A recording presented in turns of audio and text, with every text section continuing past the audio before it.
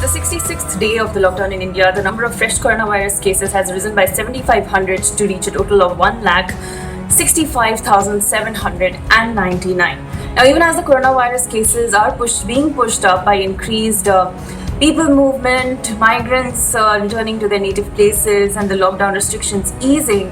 Now, in a state-wide analysis, it has been found that the number of patients who require critical care or the number of people who need to be put on ventilators still remains low at just 5% of the total cases. Even in states that are heavily burdened by coronavirus like Delhi and Gujarat and Tamil Nadu, these places are also seeing a relatively low proportion of people who require critical care. So that is something, a trend that is positive so far.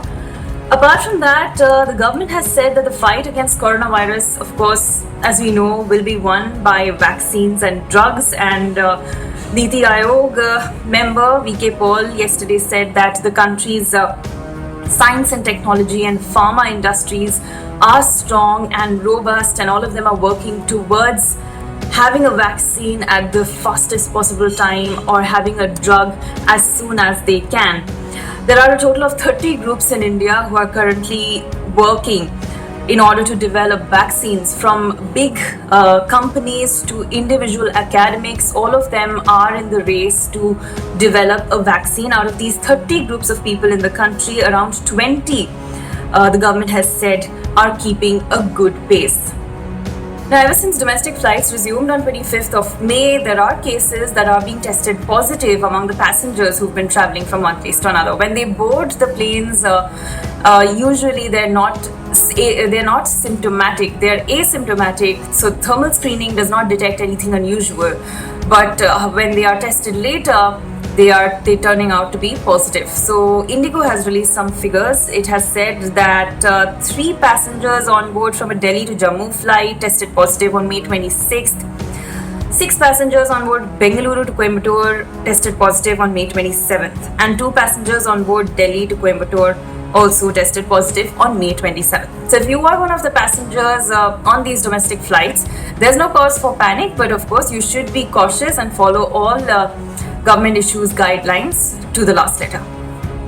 In other news, Haryana has decided to completely seal its border with the national capital of Delhi. This because Haryana says that in the areas bordering the national capital, the number of coronavirus infections are seen to be rising, and the state attributes the cause to people from Delhi coming into these areas neighboring the state in Haryana. So Haryana has now completely sealed borders, but essential services will still supply of grocery will continue. Police personnel can move across borders. Medical professionals, journalists, people involved in power supply, water supply, sanitation, and medical professionals. All of these services will be permitted, but other kinds of travel between the borders of Delhi and Haryana are not allowed. They are suspended for now.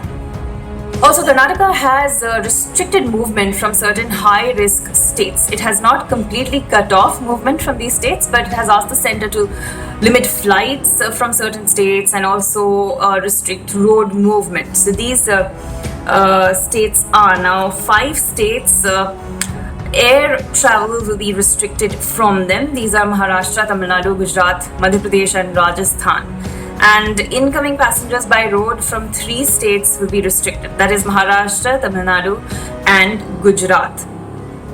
Trains that are already running will continue to do so in Karnataka. Now, this decision has been made in view of several passengers coming in from these states who are testing positive and pushing up the coronavirus infection cases in the state of Karnataka, which has so far managed fairly well to keep control on the number of rising cases. However, it was also clarified that those people from Karnataka seeking to travel to other states will be permitted to do so. There's no restriction on their movement. That's all for today. Thanks for watching.